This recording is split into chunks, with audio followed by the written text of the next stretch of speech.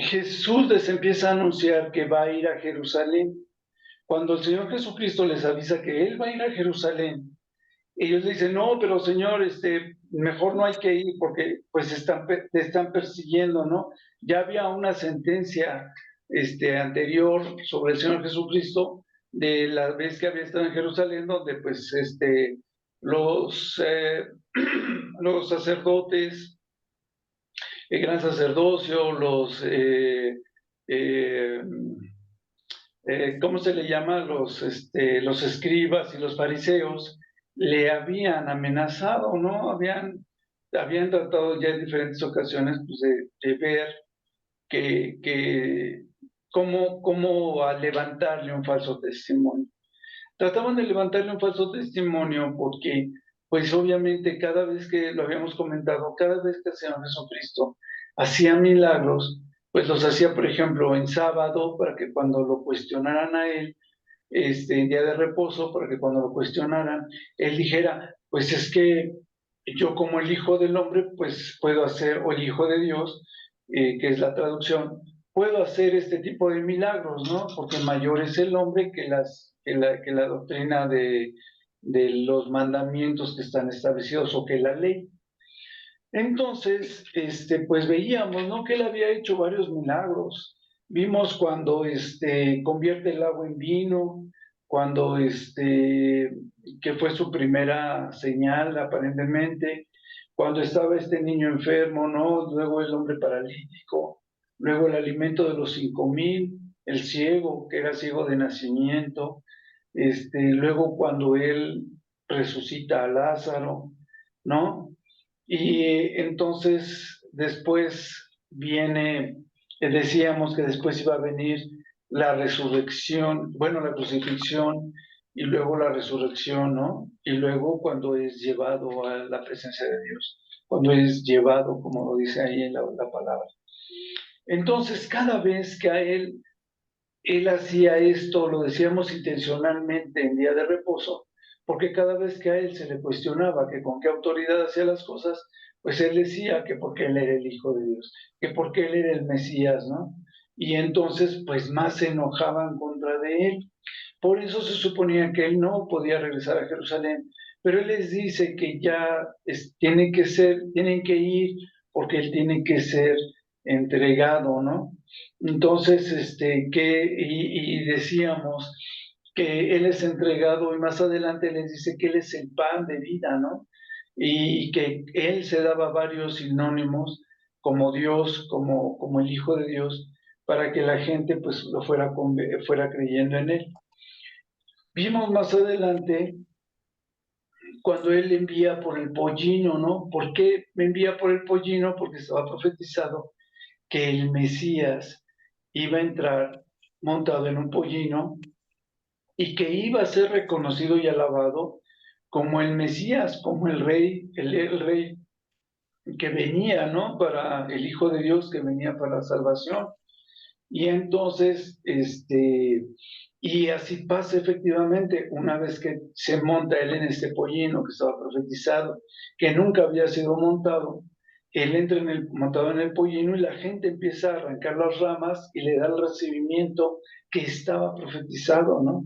Y casualmente, cuando le están dando la entrada, le dicen, Hosana al hijo de David, el hijo de David que estaba profetizado o el que iba a venir de la descendencia de David era el Mesías que ellos estaban esperando.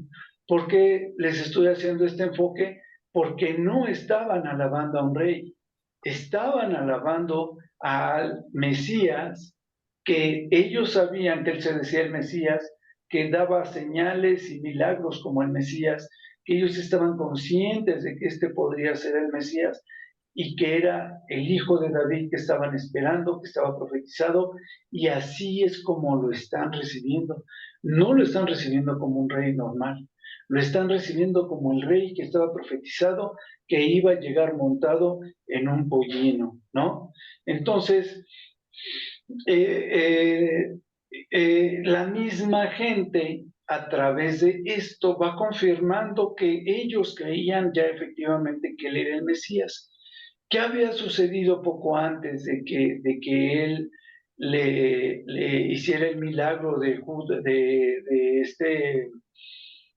Lázaro, cuando lo regresa a la vida, cuando lo resucita, él es un milagro tan evidente que la misma gente que había visto el milagro de Lázaro empieza a decir que sí, que él es el Mesías, pero ya entonces empieza a disparar, como que se dispara ese conocimiento de Cristo como el Mesías, y más porque Lázaro empieza a dar testimonio de que estuvo 4 días muerto y de que el Señor lo resucitó y que él tuvo que salir brincando de la tumba y que y detalles por el estilo, no sea, ya el testimonio era tan fuerte que, como decíamos, ya procuraban no solamente prender a Cristo para matarlo, también a Lázaro para matarlo, y querían entonces levantar, al no tener ninguna razón de peso para hacerlo, ningún testimonio de peso que fuera 100% una confirmación de que Cristo se decía el Mesías y demás, porque lo había dicho en diferentes situaciones, en zonas aisladas, pero nunca ante el concilio, ¿no? Nunca ante el real sacerdocio. O sea, me refiero a que no directamente.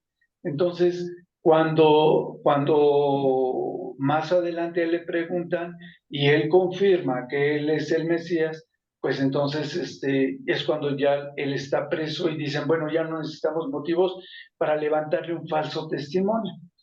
Pero cuando estaban tras de que deciden ya capturarlo para levantarle un falso testimonio y demás para ya sentenciarlo a muerte, ya era un plan porque el testimonio de que Cristo era el Mesías era muy grande, ¿no? Era un testimonio muy evidente que ya arrasaba con toda la creencia, con toda la doctrina de lo que estaban enseñando los fariseos y los sacerdotes. Entonces, veíamos en Mateo 21 que el Señor, cuando entra a Jerusalén, después de ser alabado y demás, cuando llega al templo, pues ve esto de que están comercializando dentro del templo y vuelca las mesas y hace este atado de nudos para poder golpearlos y demás.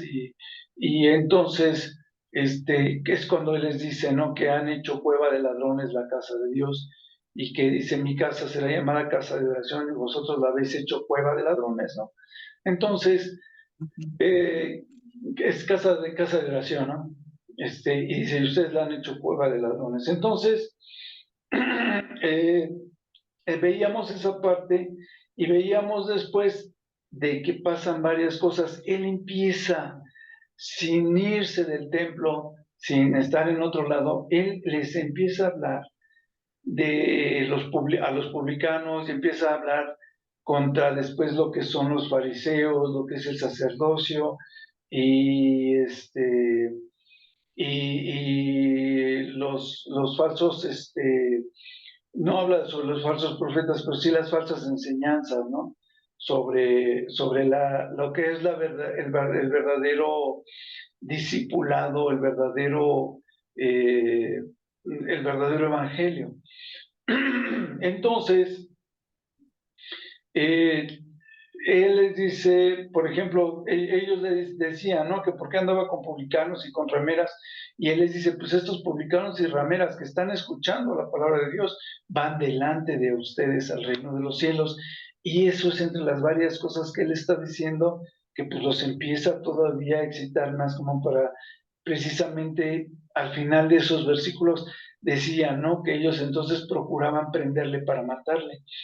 Y entonces se sigue con la parábola del templo en el 22 y después tratan dentro de esos falsos testimonios, dentro de esas falsas trampas que le ponen, pues le hablan sobre el tributo y él le dice que le den al César lo que es del César y a Dios lo que es de Dios, ¿no? Y, y entonces ven que no pueden sorprenderlo, no pueden atraparlo con sus mismas palabras, donde él pues en un momento dado se pudiera estar confesando precisamente como como el Hijo de Dios o algo así, ya están en el templo. Él sí les empieza a decir que Él es el Mesías y demás, y más adelante se les escapa, ¿no? Entonces, les dice, dentro de esto del servicio, ya había hablado con estaba por hablar, ya había hablado antes con los discípulos, pero estaba por hablar con ellos respecto a cómo debe ser nuestro servicio, cómo debemos estar en amor y demás, y dentro de eso les empieza a hablar de esto mismo, tanto a los discípulos como a la gente que estaba ahí. Desde que él vuelca a las mesas, se la pasa hablando, echándoles todos sus efectos, todos los problemas que tienen, y dentro de eso también, después de que habla de que le des al César lo que es del César y a Dios lo que es del Dios, les empieza a hablar también del principal mandamiento. Y el principal mandamiento, pues es que ames a Dios por sobre todas las cosas y que ames a tu prójimo como a ti mismo, ¿no? Entonces, se empieza él a confirmar como el Hijo, o sea, ya con más evidencia, con más autoridad, porque les dice que él hace las cosas con autoridad en día de reposo y ahí en el templo, porque él es el Hijo de Dios. Entonces, obviamente que lo que son los escribas, lo que son los fariseos y demás, les empieza a tachar de hipócritas, ya de una manera muy directa. Y al hacer esto, pues yo les decía, pues tratan de prenderlo. Y entonces el Señor les empieza a hablar de las señales del fin de los tiempos, que es más o menos donde nos quedamos. ¿Sí? ¿Tienen alguna duda hasta ahí? No, no ninguna. Ok, ¿alguien quiere aumentar algo más? ¿Javis? ¿Angélica? ¿Ale? ¿No? Bueno, ¿así? A ver, ¿qué? Es que no traigo lentes, Angie. Vi que hiciste así o así. ¿No? Ah, ok, va. Ok, entonces fíjense, vamos a leer, nos quedamos más o menos en lo que era el 23. Vamos a leer lo que es Mateo 23 del 1 al 39. Se ve muy leve la acusación, ¿verdad? Se ve muy suavecita, ¿no? ¿Cómo la ven? No. Y luego el Señor Jesucristo no quería que lo persiguieran. O sea, pues con todo lo que les decía y con el poder que estos cuates tenían, pues cómo no lo iban a estar tratando de matar, ¿no? Aquí hay varios puntos, no los quiero tocar todos, pero hay varias cosas que les dice, ¿no? Les dice a los del pueblo que todo lo que les oigan, como la doctrina era de Moisés, la cátedra era de Moisés, les dice que todo lo que les digan que lo guarden y que lo hagan, pero que no lo hagan conforme a lo que hacen ellos, porque en sus obras dicen, pero no hacen lo que dice la cátedra de Moisés. Más adelante en el 5 les dice, hacen todas sus obras para ser vistos por los hombres. Buscan los primeros asientos, etcétera, etcétera. Sus obras eran para ser vistos. Y después les dice en el 8, uno solo es vuestro maestro, y ese es el Cristo. El Cristo era el Mesías, que era lo que yo les decía. Y entonces la mayor parte de la gente ya sabía que él era el Mesías, ya lo seguían como el Mesías. Bueno, luego en el 9 les dice, porque uno es vuestro Padre, el que está en el cielo. ¿Sí? Después dice, y uno es vuestro maestro en el 10. Les dice Cristo. ¿Sí están viendo? O sea, viendo puntos muy aislados, básicamente es la doctrina de o el mensaje de lo que les está diciendo el Señor Jesucristo.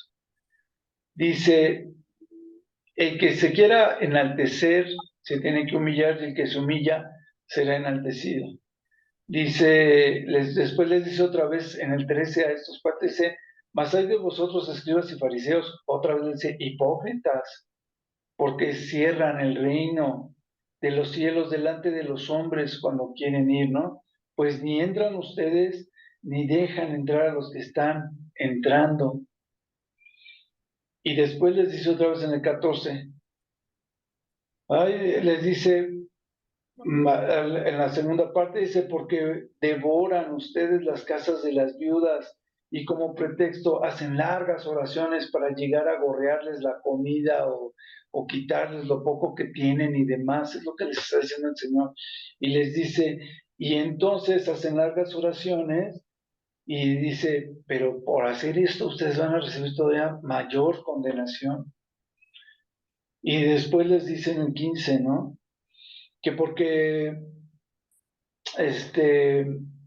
dice, porque recorren mar y tierra para ser prosélitos o alumnos o aprendices. Ese prosélito, ¿no? Y una vez que lo terminan de hacer, dicen, lo hacen 2 veces más hijo del infierno que ustedes. Claro, si tu maestro tiene el ejemplo de que es un hipócrita y demás, de que malversa la religión, malversa la ley, y lo estás enseñando, pues va a ser doblemente perverso si es que termina pues, la educación que le estás dando, ¿no? Qué fuerte está eso, ¿no? Dice más adelante, si alguno jura por el templo, dicen, si alguno jura por el templo, dice, lo voy a leer el 16, dice, hay de vosotros guías de ciegos, porque dicen, si alguno jura por el templo, no es nada, pero si alguno jura por oro del templo, entonces se hace deudor. O sea, tú puedes orar jurar, por ejemplo, por el templo, y ok, juraste por el templo, no, pues ya. Pero si juras por el oro del templo eres deudor de esa ofrenda o de ese juramento que hiciste en oro, hasta que cumplas lo que decías, ¿no? Y así también pasaba con la ofrenda, lo dice el 18, y después dice el 19, ¿cuál es mayor, la ofrenda del altar o el altar que santifica a la ofrenda? ¿Es mayor lo efectivo, es mayor el bien, o es mayor el altar que se supone que está santificando todo eso que se recibe, ¿no? Dice algo muy importante también en el 22, dice, el que jura por el cielo, jura por el trono de Dios y por aquel que está sentado en él. Por eso la Biblia dice que no juréis por ninguna cosa, que tu decir sea sí, sí y no, no. Entonces después dice en el 23, hipócritas les dice, porque diezman la menta y el eneldo y el comino y dejan lo más importante de la ley, la que es la justicia, la misericordia y la fe. Hacer justicia, misericordia. Y entonces dice, era necesario hacer la justicia, era necesario hacer misericordia y era necesario propagar la fe o seguir en la fe o permanecer en la fe sin dejar de hacer aquello, ¿no? Era necesario hacerlo. O sea, sin dejar de diezmar lo material, es necesario diezmar la parte de la misericordia y la justicia y la fe. Este es un versículo que me gusta mucho y que creo que es muy importante, porque lo está validando el mismo Señor Jesucristo como una relación actual, aunque Él ya estaba en este mundo. Guía de ciegos que coláis el mosquito, pero te se tragan el camello entero, ¿no? Y dice que limpian lo de afuera, pero limpian lo de afuera, el vaso y el plato, pero por dentro están llenos de robo y de injusticia. En el 27 les dice sepulcros blanqueados, que están llenos de huesos muertos y de toda inmundicia por dentro. Y después les dice en el 28 que están llenos de hipocresía y de iniquidad. En el 27, en el 29 les dice que edifican los sepulcros de los profetas y los adornan, ¿no? Los monumentos de los justos. Dice, y después decía, ¿no? Si hubiésemos vivido en los días de nuestros padres, como quien dice, nosotros no nos hubiésemos hecho cómplices de la sangre de a estos que estaban comentando que habían sido sacrificados. Y entonces dice,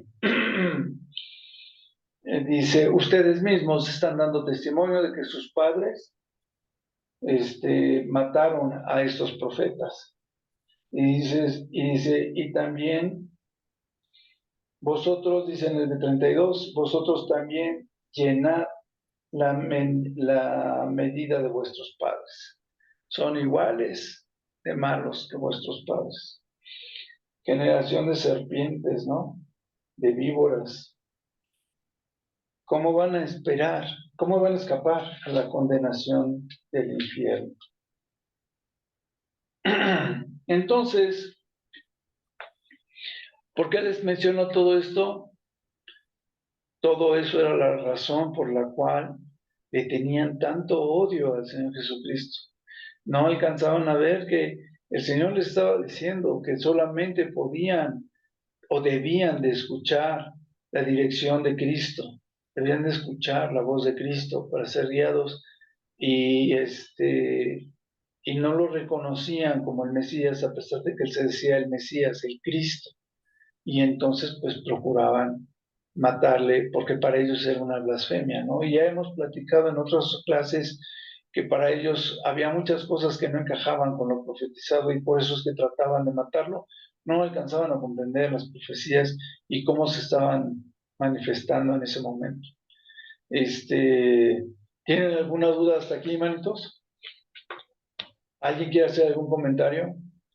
¿Alex? No, pues más bien esto lo puedes amarrar con la última carta, ¿no? En la de Apocalipsis a la Odisea, ¿no? Donde dice que no tengo necesidad de nada y Dios les dice, es un desventurado, ciego y todo lo demás, ¿no? O sea, Sí, sí, sí. lo puedes amarrar con eso y pues ahora sí que nosotros tenemos que estar al pendientes, ¿no? Que no nos engañen, ¿no? Y por ahí lo mencionan muchas veces, ¿no?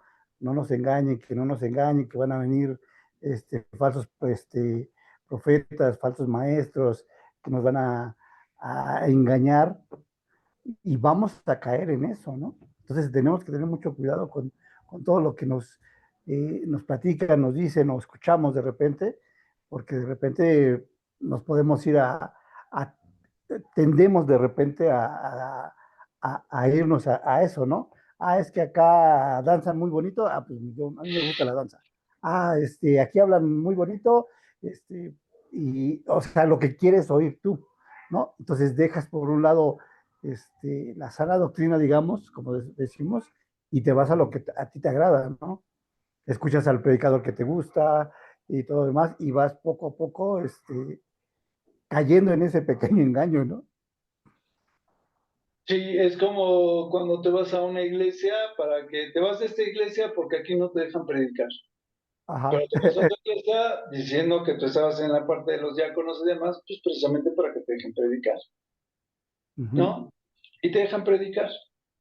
Sí, Y lo mismo pasa, como dices, con la alabanza, lo mismo pasa con la adoración, con el servicio, por ejemplo, ¿no? Que te dicen, ah, pues a mí no me dejan estar en esta iglesia porque tienes que pasar varios cursos, por ejemplo, para que puedas estar en el grupo de alabanza. Ah, pero ujú. en este otro me dejan entrar en el grupo de alabanza nada más con que cumpla con las asistencias, ¿no? Y claro, Sí. siempre con buen testimonio. Ah, Pero claro, o hay sea, iglesias, tampoco confundamos que la gente que quiere servir a que nos vayamos por otro lado. Por eso tenemos que tener mucho cuidado, ¿no? O sea, ser No, muy no, lo que yo digo es que sensible. no porque las confundamos, sino que hay gente que como condicionante es, no me acomoda esta iglesia porque no hacen lo que yo estoy pretendiendo hacer, no me dejan hacer lo que estoy pretendiendo hacer, ¿no? Sí, yo entiendo que pues puede ser que te guste la alabanza o cosas así. Sí. Entonces, digo, hay que tener ahí, digo, yo lo amarro con esa, ¿no? Con Sí, la cita de la carta a la Apocalipsis, sí, la Odisea. verdad es que Y es muy buena referencia, porque yo creo que todos hemos en algún momento de nuestras vidas dicho, en las clases hemos dicho, ay, esos judíos, ¿cómo pudieron haber crucificado al Señor Jesucristo? Pues no estaban viendo, si yo hubiese estado, no me hubiera ido por la, no hubiera dicho que lo crucificáramos, ¿no? Y la verdad es que nos esperan pruebas muy fuertes. Hay que pensar en que viene la bestia, viene el falso profeta haciendo milagros también, diciéndose el Cristo de nacionalidad judía, reconocido y alabado por los mismos judíos, con la falsa marca de la bestia, con prosperidad a las naciones, obviamente con un reinado como estaba profetizado. O sea, hay muchas cosas que estaban profetizadas para el Cristo anterior que se van a estar, y el Cristo reinante, que se van a estar cumpliendo en la bestia. Y entonces podríamos estar en un momento dado en la situación en la que estuvieron los judíos en aquel entonces, donde conocían tanto que parecía que las profecías no cumplían con los hechos reales que estaban sucediendo, ¿no? Sí me expliqué, ¿verdad? Tenemos que cuidar nuestra enseñanza, nuestra fe. ¿Sí? ¿Alguien más quiere comentar algo, Alfa? No, ¿No? Ok. no. ¿Javis? ¿Sí? Oye, César, yo creo que también aquí está hablando de que, bueno, como están ellos manejando ante la gente una cara y están actuando de otra manera ante Cristo, y entonces Cristo ya, pues al saber que ya se viene el fin de los tiempos, les dice, ¿no? Tengan cuidado porque tienen una responsabilidad con la gente, más que solamente su comportamiento, es la responsabilidad que tienen ellos y también cuando ellos enseñan, pues, ¿qué van a hacer con esa gente? Porque les están enseñando a obrar como ellos, cuando Cristo no quiere que las cosas sean así, ¿no? Por eso también después Él, da los mandamientos para que puedan también la gente entender que todo esto que les está diciendo tengan cuidado, no cualquiera puede llegar y darte, te puede guiar, porque muchas veces equivocamos lo que están enseñando o estamos enseñando. Tenemos que tener mucho cuidado con eso, porque la responsabilidad ante los ojos de Cristo va a ser grande.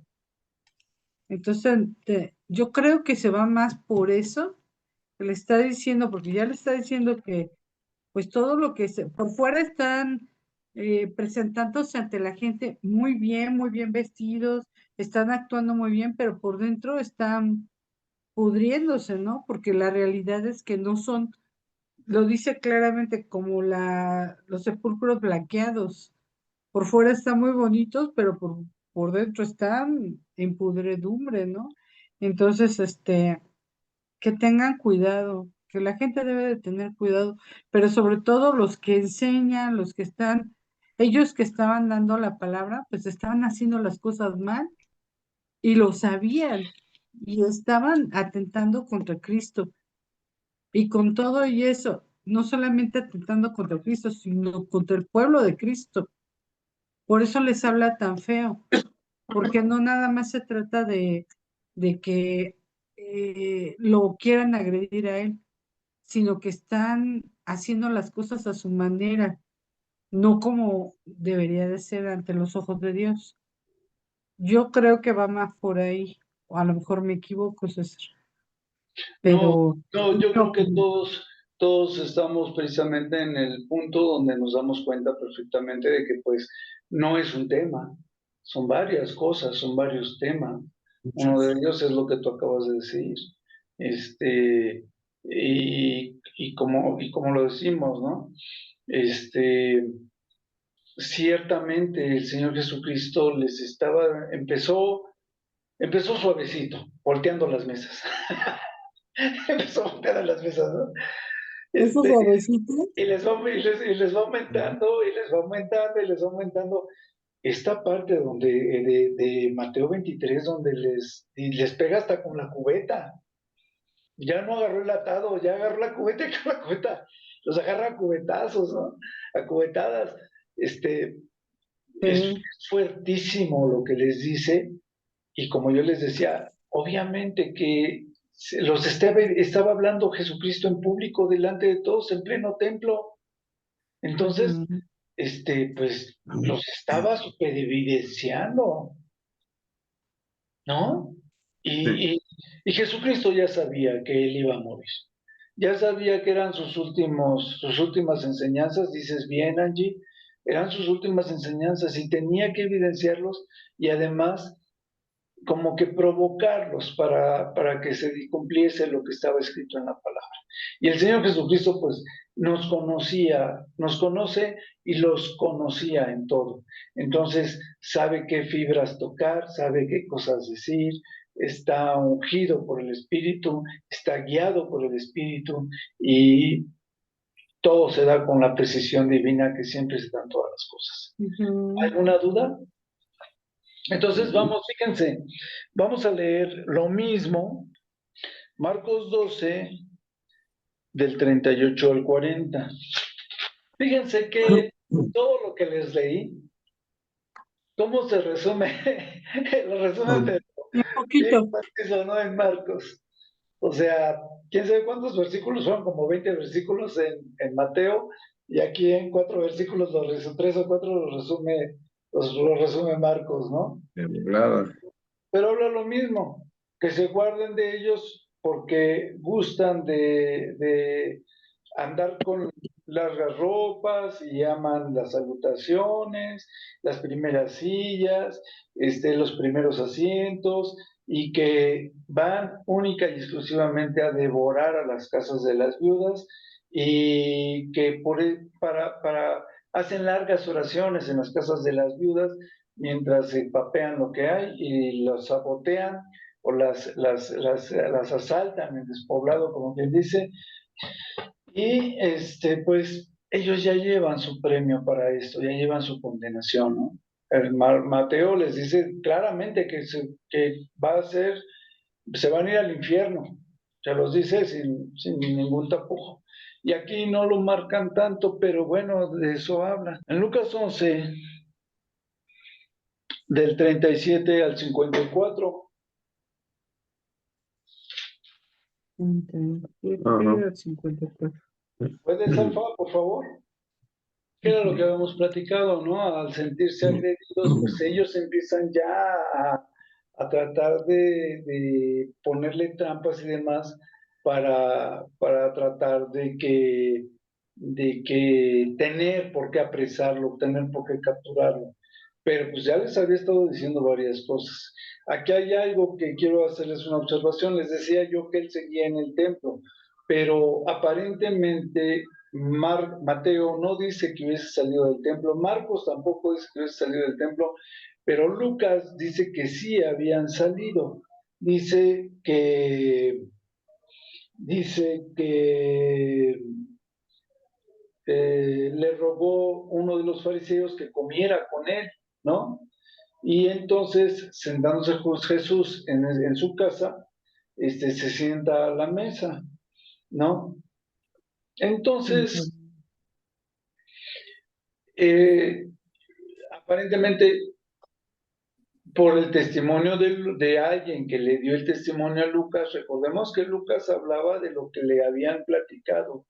Entonces, pero Lucas también era como que se iba mucho a los detalles y a los números y demás. Entonces, aparentemente, ya no estaba en el templo, sino que estaba en la casa de este fariseo.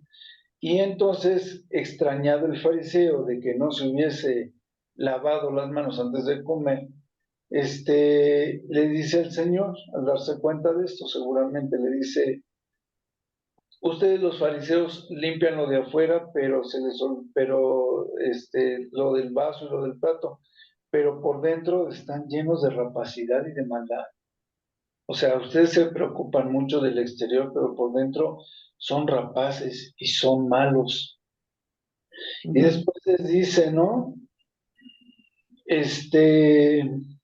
Que el que hizo lo de afuera no también hizo lo de adentro, no deberían de tener limpieza o de cuidar de su cuidado exterior y interior.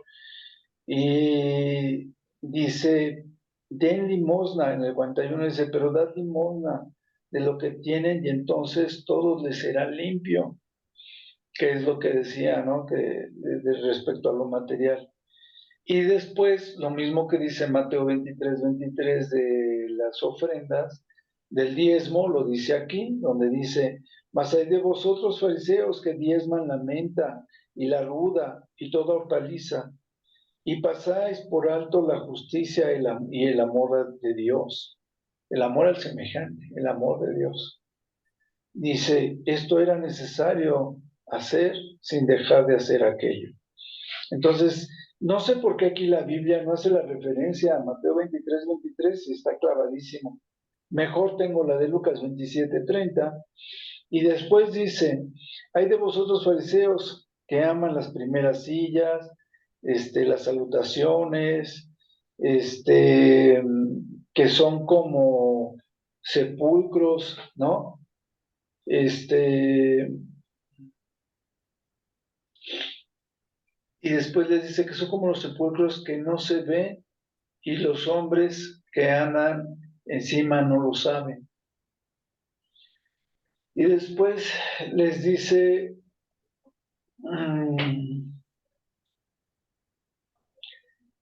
respondiendo a uno de los intérpretes de la ley, le dice: maestro, cuando dices esto también nos estás ofendiendo a nosotros, ¿no? También nos afrentas a nosotros.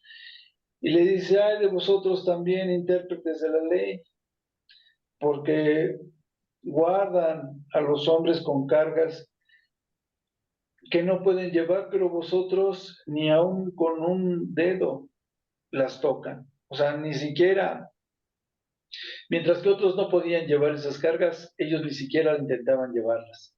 Así de simple, simplemente las señalaban para que otros fuesen obstruidos, ¿no? Que era lo que estaba comentando, que ni entraban ni dejaban entrar al reino de Dios.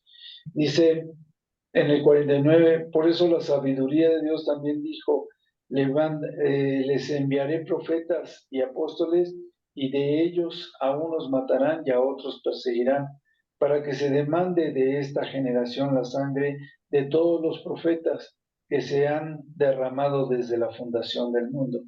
Y como decía Alejandro, Apocalipsis también habla esto de la copa de la ira de Dios, cuando reclama la sangre de aquellos, los santos, que ha sido derramada.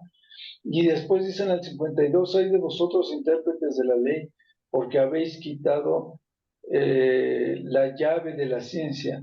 Vosotros mismos no entráis, y los que entraban se los impedisteis, ¿no? Y entonces dice en el 54 que procuraban acechándole y procuraban cazarle, con las mismas palabras que salían de su boca. ¿Algún otro comentario, muchachos? Ya que estamos en esto de las pláticas y los comentarios, ¿alguien quiere comentar algo más? ¿No? Bueno, ok, vamos a ver lo que dice Lucas 20, 43 y 47.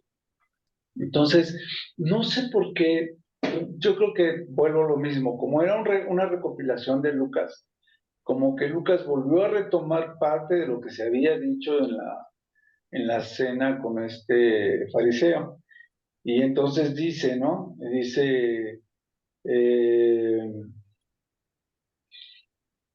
fíjense, ay, es que es lo que yo les digo, está medio raro, porque decíamos que sí estaba en el templo, luego que no, luego se repite lo mismo que se había dicho en los otros párrafos, pero ahora dice, y oyéndole todo el pueblo, o sea, estaba en la casa de este cuate o estaba en el templo, y entonces dice, dijo a los discípulos, guardaos de los escribas que gustan de andar con ropas largas y llaman las salutaciones en las plazas y las primeras sillas en las sinagogas y los primeros asientos en las cenas.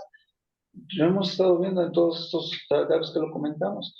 Dice que devoran las casas de las viudas y por pretexto hacen largas oraciones, estos recibirán mayor condenación. Entonces, ya se había, era evidente que esto mismo que está marcado en este párrafo en el 21 era precisamente lo mismo que estaba marcado en los anteriores, ¿no? En el que habíamos visto. A lo Ahora, mejor estaba en una casa, César, pero en un patio o algo así que permitiera que hubiera mucha gente. sí, yo lo que digo es, sí, puede ser también, de tal Y manera por eso todo el que mundo lo lo podía escuchó, escuchar. que por decirlo de alguna manera lo escuchó todo el pueblo, ¿no? A lo que yo Exacto. voy es que se le rayó el disco a Lucas, entonces, lo estaba repitiendo.